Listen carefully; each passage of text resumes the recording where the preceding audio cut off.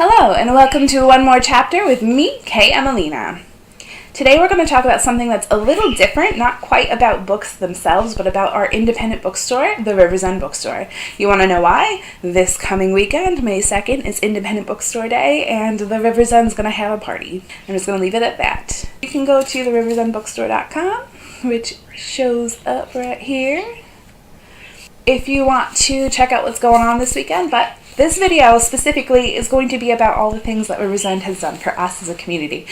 And I'll remind you, I'm a creative writing major about to graduate, so there's 5 years of awesome things that this bookstore has done for us.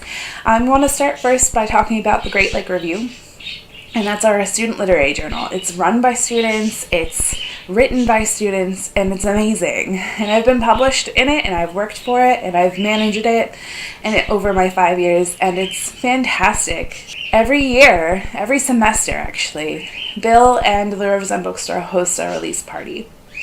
And there's so many people that show up, and the writing is so amazing, and people read their poetry or their stories, or even perform some parts of their plays or screenplays. It's really cool. And the fact that he goes through all this to host us, even though we're kind of a big group and we're kind of loud and weird, don't deny it, we are. He still puts his shop there as a place for us to gather, to be writers, and to kind of interact with each other. And that's not just for us at the campus. So we are a part of it. There's a larger community of writers out there. So any of the local authors that have their books published can host their party at the Riversend. That said, I think the most recent one that I saw was Laura Donnelly's book, Watershed, and it was amazing. A lot of people show up, and people read their work, and we share in this experience of being published. How exciting is that, you know? And besides that, Riversend is a source of a lot of great news. Like, every once in a while, you can go in there and get a newsletter that shows the new releases, what came out in a hardcover or what came out in paperback. And there's a little blurb next to each book that kind of tells a little bit more about it. And so that's a good source for me to find books that I want to read.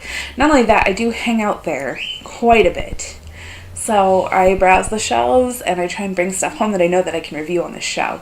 Every single time that I review a book, if you look in the description, every single time I put a link to the Riversend website so that you guys could get the book from them. So why support an independent bookstore when you can support, Book Depository or Amazon or Barnes & Noble? Well, think of it this way. This is a local business. This is a family set up right in your town that is trying to make ends meet and trying to enrich the community.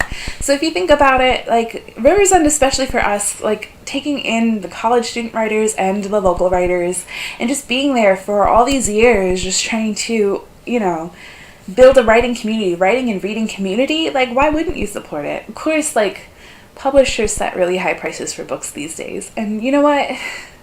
As a writer, I'm going to say it's worth it, to read these books and to see these stories.